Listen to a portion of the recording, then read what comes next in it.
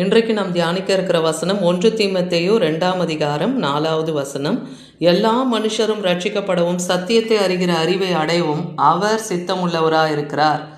இன்றைக்கி கர்த்தர் நம்மோடு இடைப்படுகிற காரியம் என்ன? எல்லா மனுஷரும் இந்த பூமியில் ரட்சிக்கப்படணும், சத்தியத்தை அறிகிற அறிவை அவர்கள் அடையணும். இதுதான் தேவனுடைய சித்தம். அந்த சித்தத்தை நிறைவேற்ற தான் குமாரனாகிய ஆண்டவராகிய இயேசு கிறிஸ்து இந்த பூமியில் மனுஷகுமாரனாய் பிறந்தார் இல்லையா? அப்போ தேவன் ஒருவரே, தேவனுக்கும் மனுஷருக்கும் மத்தியஸ்தரும் ஒருவர் தான். தேவன் ஒருவர் தான், ரெண்டு பேருக்குமே மத்தியஸ்தர் அவர் தான் இல்லையா? அப்போ தேவனிடத்தில் நாம் மனம் திரும்புகிறவர்களாக இருக்கணும். ரட்சிக்கப்படணும்னா முதலாவது மனம் திரும்பணும் இல்லையா? மனம் திரும்புங்கள் அப்பொழுது பிழைப்பீர்கள்னே எசேக்கியேல் 18:32 சொல்லுகிறத பார்க்குறோம். சாகிறவனுடைய சாவை நான் விரும்பவில்லைன்னே கர்த்தர் சொல்லுகிறார். அப்போ ஒருத்தன் துன்மார்க்கத்திலையும் பாவத்திலையும் விழுந்தவன் மரணத்தையும் ஆக்கினை தீர்ப்பையும் அடைவது என்னுடைய சித்தம் இல்லை, என்னுடைய விருப்பம் இல்லைன்னே சொல்கிறார். அதே போல் தேவன் ஏன் இன்னும் அவர் வர தாமதிக்கிறாரு? அது ஏன்னு பார்க்கும்போது 2 பேதுரு 3:9 சொல்கிறாரு, அவர் தாமதிக்கிறார் என்று சிலர் எண்ணுகிறபடியினால் கர்த்தர் தமது வாக்கு தத்தத்தை குறித்து தாமதமாக இராமல் ஒருவரும் கெட்டு போகாமல் எல்லாரும் மனம் திரும்ப வேண்டும் என்று விரும்பியே அவர் நீடிய பொறுமை உள்ளவராக இருக்கிறாரு. அப்போ எல்லாருமே ரட்சிக்கப்படணும்.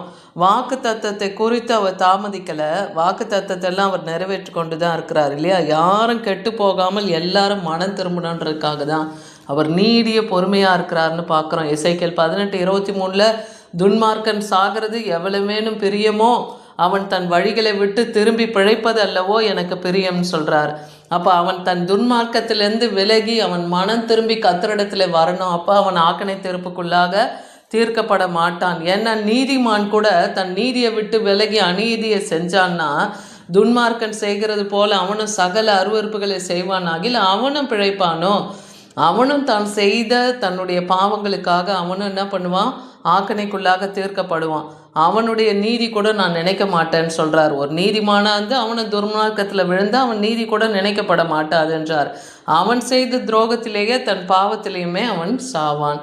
அப்போ அவனவன் கிரியைக்கு தக்க பலனை இப்போ ஆண்டவராகிய இயேசு கிறிஸ்து மறுபடியும் மகாராஜாவாக வெளிப்பட போகிறார்.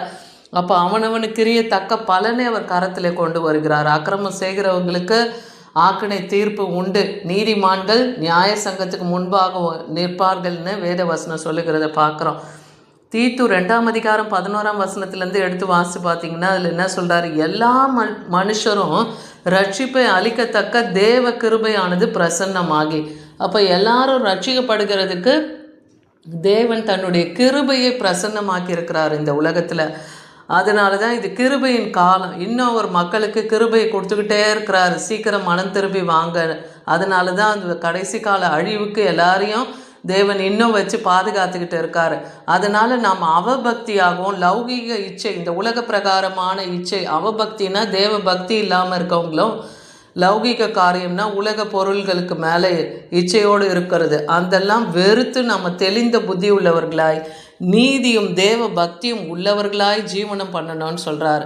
அப்போ நாம் நம்பி இருக்கிற அந்த ஆனந்த பாக்கியத்துக்குள், அதாவது நித்திய ராஜ்யத்துக்குள் நாம் தேவனோடு கூட இருக்க போகிறோம். அந்த இரட்சகருமாகிய இயேசு கிறிஸ்துவினுடைய மகிமையின் பிரசன்னமாகுதலுக்கு நம்ம எதிர்பார்த்து கொண்டு இருக்கிறோம். இதை தான் என்ன பண்ணோம்? மக்களுக்கு நீங்கள் போதிக்கணும் அப்படின்றார். அவர் நம்மை சகல அக்கிரமங்கள் நின்று மீட்டு கொண்டதுனால தமக்குரிய சொந்த ஜனமாகவும் நம்மை எடுத்துக்கொண்டிருக்கிறார். அதனால் நற்கிரிகளை செய்யவும் பக்தி வைராக்கியம் உள்ளவர்களாய் நாம் இருக்கவும் நம்மை சுதந்திரிக்கும்படி நமக்காக தம்மை தாமே அவர் ஒப்பு கொடுத்தார் இல்லையா? நம்ம அவருடைய பிள்ளைகளாய் ஜனங்களாய் ஏற்றுக்கொண்டு இருக்கிறார். இன்றைக்கி ஆவிக்குரிய இஸ்ரவேலர்களாய் நாம் இருக்கிறோம். இன்றைக்கி தேவன் தன்னுடைய ஜனங்களை தன் பக்கமாக அவர் இழுத்து கொள்ள தான் விரும்புகிறாரு. அதனால் இதையெல்லாம் நீ பேசி போதித்து அவர்களுக்கு அதிகாரத்தோடு கடிந்து கொள், ஒருவனும் உன்னை அசட்டை பண்ண இடம் கொடாது இருப்பாயாக. அப்போ போதிக்கிறவர்களை மற்றவர்கள் அசட்டை பண்ணக்கூடாது. போதிக்கிற சத்தியத்தின்படி அதை காத்து நடக்கிறவர்களாக ஒவ்வொருவரும் இருக்கணும். யோவான் 3ஆம் அதிகாரம் 15-17 வசனம் வரைக்கும் பார்த்தீங்கன்னா இங்கே தன்னை விசுவாசிக்கிறவன் எவனோ அவன் கெட்டு போகாமல் நித்திய ஜீவனை அடையும்படிக்கு உயர்த்தப்பட வேண்டும். ஆண்டவராகிய இயேசு கிறிஸ்துவை விசுவாசிக்கிறவங்க நித்திய ஜீவனை அடைவாங்க. அதை நம்ம விசுவாசிக்கும் போது நாம் உயர்த்தப்படுவோன்றார்.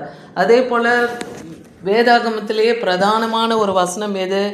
யோவான் 3:16. தேவன் தம்முடைய ஒரே பேரான குமாரனை விசுவாசிக்கிறவன் எவனோ அவன் கெட்டு போகாமல் நித்திய ஜீவனை அடையும்படிக்கு அவரை தந்தருளி இவ்வளவாய் உலகத்தில் அன்பு கூர்ந்தார்னு பார்க்குறோம். தன் ஒரே பேரான குமாரனை இந்த பூமியில் தேவன் அளித்தார் இல்லையா? அப்போ ஒரு ஜீவனும் கெட்டு போகக்கூடாது, எல்லாரும் நித்திய ஜீவனை அடையணுன்றதுக்காக தான் தன் குமாரனை இந்த பூமி கொடுத்தார். அதே போல் ஆண்டவராகிய இயேசு கிறிஸ்துவும் தம்மை தாமாகவே முன் வந்து மரணத்துக்கு ஒப்புவித்தார் இல்லையா? அதனால் இந்த உலகத்தை ஆக்கணைக்குள்ளாக தீர்க்கும்படி தேவன் தம்முடைய குமாரனை இந்த உலகத்துக்கு அனுப்பாமல் அவரால் இந்த உலகத்தில் இருக்கிற எல்லா மக்களும் ரட்சிக்கப்படணுன்றதுக்காக தான் தன் குமாரனை அவர் அனுப்பினார்னு வேதவசனம் சொல்லுகிறத பார்க்குறோம். அதனால் இன்றைக்கி நாம் எப்படி சத்திய வசனத்துக்கு கீழ்பட்டு இருக்கிறோன்னு பார்க்கணும் இல்லையா? 2 தீமோத்தேயு 2:25 சொல்கிறாரு, எதிர் பேசுகிறவர்கள் சத்தியத்தை அறியும்படி தேவன் அவர்களுக்கு மனம் திரும்புதலை அளிக்கத்தக்கதாகவும். தேவன் எல்லாருக்கும் ஒரு மனம் திரும்புதலை தரணும். எதிர் பேசுகிறவர்களாக நம்ம இல்லாதபடிக்கு சத்தியத்தை அறிகிற அந்த அறிவை அடையணும், அந்த வாஞ்சை நமக்கு வேணும். ஏன்னா பிசாசானவன் இச்சையின்படி செய்ய அவரவரை தூண்டி விடுகிறான். அவங்கவுங்க இஷ்டத்துக்கு அவங்கவுங்க இச்சையின்படி வாழறதுக்கு அந்த காரியம், அந்த மயக்கம் தெளிந்தவர்களாய் அவன் வைத்திருக்கிற அந்த பிசாசானவன் நமக்கு வைத்திருக்கிற அந்த கண்ணியிலிருந்து நாம் சாந்தமாகவும் நாம் மற்றவங்களுக்கு உபதேசிக்கணும். இந்த மாதிரி நீங்கள் போய் பாவத்தில் சிக்கொண்டு நீங்கள் நரகத்துக்கு போகக்கூடாது, நீங்கள் எல்லாம் நித்திய ஜீவனை அடையணும். அதுக்காக தான் ஆண்டவராகிய இயேசு கிறிஸ்து இந்த பூமியில் வந்தார் என்ற அந்த சத்தியத்தை மற்றவங்களுக்கு போதித்து அவங்களையும் தேவனை அறிகிற அறிவிலே நம்ம வளர்க்கிறவர்களாக இருக்கணும். யோவான் 17:17 பார்க்குறோம், உங்களுடைய சத்தியத்தினாலே அவர்களை பரிசுத்தமாக்கும், உங்களுடைய வசனமே சத்தியம். அப்போ கர்த்தருடைய வசனம் தான் மனுஷர்களை சுத்தமாக்கும். ஏன்னா வாலிபன் தன் வழியை எதனால் சுத்தம் பண்ணுவான்? அவருடைய வசனத்தினாலேன்னே வேத வசனம் இருக்குது. அப்போ ஒவ்வொருவரும் அவருடைய சத்திய வசனத்தினால தான் பரிசுத்தமாக்கப்பட முடியும். அந்த வசனம் தான் சத்தியம், அது ஜீவன், அது உண்மை. உண்மையிலும் உண்மைதான் அது சத்தியம்னு அர்த்தம். யோவான் 6:37 பார்க்குறோம், பிதாவானவர் எனக்கு கொடுக்கிற யாவையும் என்னிடத்தில் வரும், என்னிடத்தில் வருகிறவனையும் நான் புறம்பே தள்ளுவதில்லைன்னு சொல்கிறார். பிதாவாகிய தேவன் குமாரனுக்கு சகலத்தையும் அந்த உலகத்தில் ஒப்பு கொடுத்து வச்சிருக்கிறார் இல்லையா? உன் சித்தத்தின்படி எல்லாம் நீ செய்யன்னு சொல்லி அவர் கொடுத்துருக்கிறார்.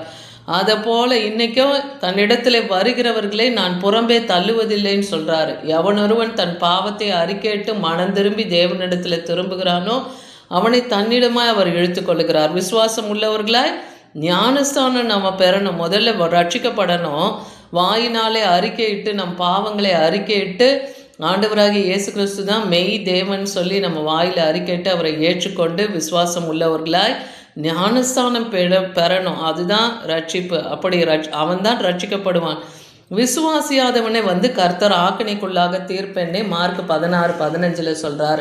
அதனால் இன்றைக்கி இந்த சத்திய வசனத்தின்படி நாம் பிசாசின் ஆளுகைக்கு உட்படாமல் தேவனுடைய சித்தத்தை செய்கிறவர்களாக சத்தியத்தை அறிகிற அறிவிலே வளர்ந்து அக்கிரமத்தையும் பாவத்தையும் விட்டு மனம் திரும்பி தேவனிடத்தில் மனம் பொருந்துவோமானால் நமக்காக தேவன் வைத்திருக்கிற அந்த நித்திய ராஜ்யத்திலே நாம் என்றென்றும் மகிமை பொருந்தி அந்த தேவனை தரிசிக்கவும் அவரை துதித்து அங்கே பாடி மகிமைப்படுத்துவோம். என்னாலும் ஜீவனுள்ளவர்களாக அந்த இலையில் இருக்கும். தேவன் நமக்கு அந்த பாக்கியத்தை கொடுப்பார். ஆமேன்.